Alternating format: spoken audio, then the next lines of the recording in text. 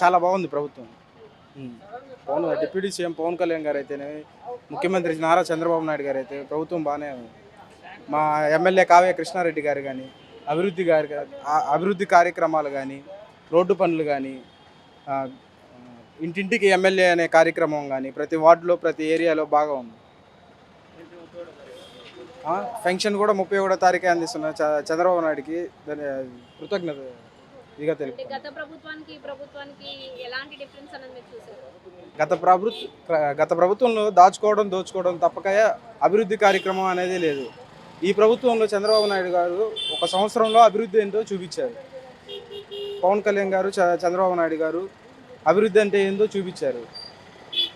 అది ఇప్పుడు సూపర్ 6 పథకాలు ఉన్నాయి కదా, వాటి గురించి మీ ఒపీనియన్ ఏంటి? సూపర్ 6 పథకాలు అంటే అమలు చేస్తారండి. కొద్దిగా రాష్ట్రం అప్పుల్లో ఉంది. ఈ ఏడాదిలో సూపర్ 6 పథకాలు కూడా అమలు అవుతాయి, ఖచ్చితంగా చేస్తారు. చిన్న మాట తప్పరు కదా.